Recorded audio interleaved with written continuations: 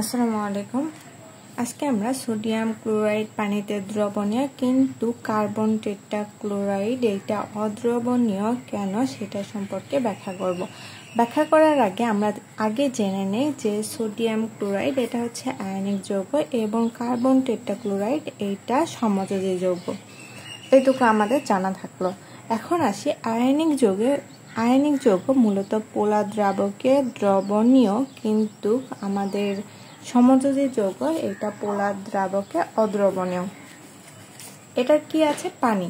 তাহলে পানি যদি আমরা দেখতে চাই পানিতে কি কি থাকে? হাইড্রোজেন, অক্সিজেন এবং হাইড্রোজেন। আমরা পোলার কাকে বলি? পোলার যৌগ হচ্ছে এমন একটা রাসায়নিক যৌগ যার অণুতে ধনাত্মক এবং ঋণাত্মক আংশিক চার্জের সৃষ্টি হয়। তাহলে এই যে আমাদের এখানে কি আছে? হাইড্রোজেন, এখানে অক্সিজেন এবং এখানে হাইড্রোজেন। তাহলে তড়িৎ ঋণাত্মকতার পার্থক্য যদি আমরা দেখি তাহলে আমরা দেখব যে অক্সিজেনটা অনেক বেশি তড়িৎ ঋণাত্মক মৌল, মানে এটা 3.5। অক্সিজেনের তড়িৎ ঋণাত্মকতার পার্থক্য 3.5 এবং হাইড্রোজেনের তড়িৎ ঋণাত্মকতার পার্থক্য হচ্ছে 2.1। যদি আমরা এইটা মাইনাস করি তাহলে দেখব যে এর পার্থক্য যেটা আসে সেটা 1.6, মানে এটা পোলার যৌগ। আবার অন্যভাবে যদি বুঝাইতে চাই তাহলে আমরা দেখব যে অক্সিজেন এটা তড়িৎ ঋণাত্মক মৌল হওয়ার কারণে এই কি চাইবে? হাইড্রোজেনের থেকে ইলেকট্রন নিজের দিকে টেনে নেওয়ার চেষ্টা করবে।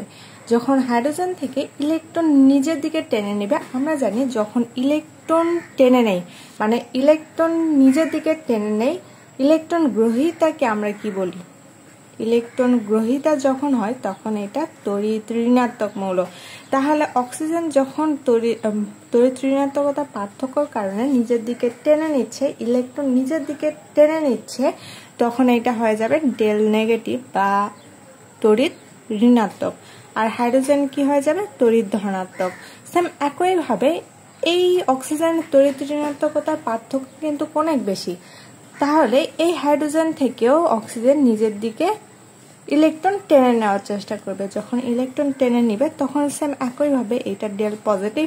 তাহলে এই যে আমাদের দুইটা মেরু সৃষ্টি হচ্ছে, একটা কি তড়িৎ ধনাত্মক আর একটা তড়িৎ ঋণাত্মক। তাহলে এই তড়িৎ ধনাত্মক আর তড়িৎ ঋণাত্মক যখন সৃষ্টি হয় তখন সেটাকে কি বলে? পোলার যৌগ বলে। তাহলে আমরা বলতে পারি না যে পানি পোলার যৌগ।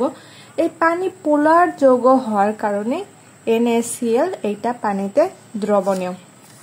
আর একটু আসি যে আমাদের সোডিয়াম ক্লোরাইড বা খাবার লবণ। আমরা যখন খাবার লবণ পানির মধ্যে দিব তখন দেখব যে সোডিয়াম ক্লোরাইডটা অতি সহজে পানির সাথে দ্রবণীয় হয়ে যায়। এটা তো আমরা বাস্তবে দেখছি, কিন্তু এখন পরীক্ষার মাধ্যমে আমরা কিভাবে বোঝাবো? এই সোডিয়াম ক্লোরাইডটাকে যদি আমরা বিশ্লেষণ করি বা সোডিয়াম ক্লোরাইডটাকে যদি আমরা ভেঙে ফেলি তাহলে আমরা এখানে কি কি পাবো? একটা পাবো সোডিয়াম পজিটিভ, আরেকটা কি পাবো? Plus chloride ion. তাহলে সোডিয়াম আয়ন এবং ক্লোরাইড আয়ন পাবো এই সোডিয়াম ক্লোরাইড থেকে। এখন পানিতে কি কি আছে? H+ এবং OH-। তাহলে এই যে আমাদের H+ আছে এটা কোথায় যুক্ত হবে? ক্লোরিনের সাথে যুক্ত হবে, কারণ আমরা জানি যে পজিটিভ নেগেটিভকে আকর্ষণ করে বা নেগেটিভ পজিটিভকে আকর্ষণ করে। তাহলে এই H+ এবং ক্লোরাইড আয়ন, হাইড্রোজেন আয়ন এবং ক্লোরাইড আয়ন এরা একে অপরকে আকর্ষণ করবে। আকর্ষণ করার মাধ্যমে এটা বিয়োজিত হবে বা ধীরে ধীরে ভেঙে ভেঙে আমাদের এটা দ্রবণীয় হয়ে যাবে। সেম একইভাবে এই সোডিয়াম প্লাস এবং OH- এরা একে অপরকে আকর্ষণ করবে। আকর্ষণ করার মাধ্যমে একটা সময় পরে এরা কি করবে? এরা অতি সহজে দ্রবণীয় হয়ে যাবে, মানে দুজনে একসাথে মিলিত হবে। মিলিত হওয়ার পরে ধীরে ধীরে দ্রবণীয় হয়ে যাবে। এই জন্য আমরা বলতে পারি যে সোডিয়াম ক্লোরাইড এটা পানিতে দ্রবণীয়। কিন্তু যদি আমরা CCl4 এর ক্ষেত্রে লক্ষ্য করি তাহলে দেখব যে CCl4 এটা সমযোজী যৌগ। সমযোজী যৌগটা কিভাবে তৈরি হয়? ইলেকট্রন আদান প্রদানের মাধ্যমে সমযোজী যৌগ তৈরি হয়। তাহলে সমযোজী যৌগের ক্ষেত্রে এটা কিন্তু পানিতে দ্রবণীয় হয় না বা পানির অণুর সাথে এটা বিশ্লেষিত হয় না। এজন্যই আমরা বলতে পারি যে সোডিয়াম ক্লোরাইড পানিতে দ্রবণীয় কিন্তু CCl4 পানিতে অদ্রবণীয়। এখন আসি ব্যাখ্যার ক্ষেত্রে। তাহলে আমরা কিভাবে এই যে এই অংশটুকু যেটুকু বুঝাইলাম সেটুকু কেমনে ব্যাখ্যা করব। আয়নিক যৌগ বা NaCl এটা হচ্ছে পোলার দ্রাবকের দ্রবণীয়। যে দ্রাবকের অণুগুলোর মধ্যে ধনাত্মক এবং ঋণাত্মক আধান স্থায়ীভাবে পৃথক হয়ে যায় তাকে পোলার দ্রাবক বলে। এই যে আমাদের পানির ক্ষেত্রে আমরা দেখলাম যে এরা স্থায়ীভাবে ধনাত্মক এবং ঋণাত্মক আধানে পৃথক হইল বা বিভক্ত হয়ে গেল। এই যে H+ ডেল পজিটিভ এবং OH- ডেল নেগেটিভ, এরা তাহলে আংশিক ধনাত্মক এবং আংশিক ঋণাত্মক প্রান্তের সৃষ্টি করলো, যাকে আমরা পোলার যৌগ বলে থাকি। পানি হলো পোলার দ্রাবক। সোডিয়াম ক্লোরাইডকে পানিতে দ্রবীভূত করলে সোডিয়াম ক্লোরাইডের ধনাত্মক প্রান্ত পানির ঋণাত্মক প্রান্ত দ্বারা আকর্ষিত হয়। এই যে আমরা এখানে বুঝাইলাম যে সোডিয়াম ক্লোরাইডটাকে আমরা কি করলাম, দ্রবীভূত করলাম। কোথায়? পানিতে। যখন দ্রবীভূত করলাম তখন আমাদের সৃষ্টি হলো কি সোডিয়াম ক্লোরাইড এবং সোডিয়াম আয়ন এবং ক্লোরাইড আয়ন। তাহলে এই সোডিয়াম পজিটিভ এই কি করলো, পানির অণুর OH- এর সাথে একটা বন্ধন তৈরি করলো। আবার সোডিয়াম ক্লোরাইডের ঋণাত্মক প্রান্ত পানির ধনাত্মক প্রান্ত দ্বারা আকর্ষিত হয়। ফলে সোডিয়াম ক্লোরাইডের যৌগের ধনাত্মক এবং ঋণাত্মক আয়নের মধ্যে যে স্থির বৈদ্যুতিক আকর্ষণ থাকে, এই যে আমাদের পজিটিভ নেগেটিভ আকর্ষণ বা নেগেটিভ পজিটিভ আকর্ষণ যেটা থাকে সেটা ধীরে ধীরে শিথিল হয়ে পড়ে, মানে ধীরে ধীরে এটা দুর্বল হয়ে পড়ে।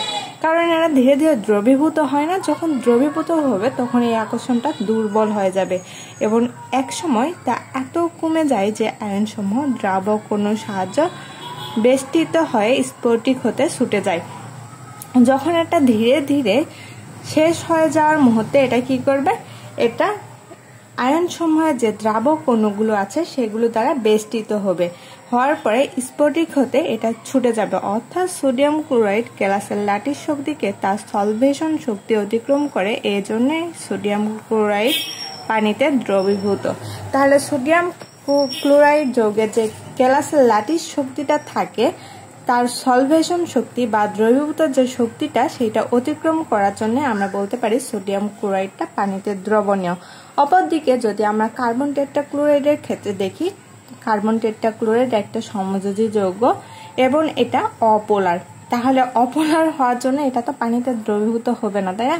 তাহলে যদি পানিতে না দ্রবীভূত হয় তাহলে এটা কিভাবে আমাদের দ্রবীভূত হবে? বা অপোলার হওয়ার জন্যই এটা আমরা বলতে পারি যে এটা পানিতে অদ্রবণীয়। অপোলার CCl4 পানিতে আয়নিত হয় না। যদি পানিতে আয়নিত না হয় তাহলে তো এটা দ্রবীভূত হবে না। সুতরাং আমরা বলতে পারি যে সোডিয়াম ক্লোরাইড পানিতে দ্রবণীয় কিন্তু কার্বন টেট্রাক্লোরাইড অদ্রবণীয়। আসসালামু আলাইকুম।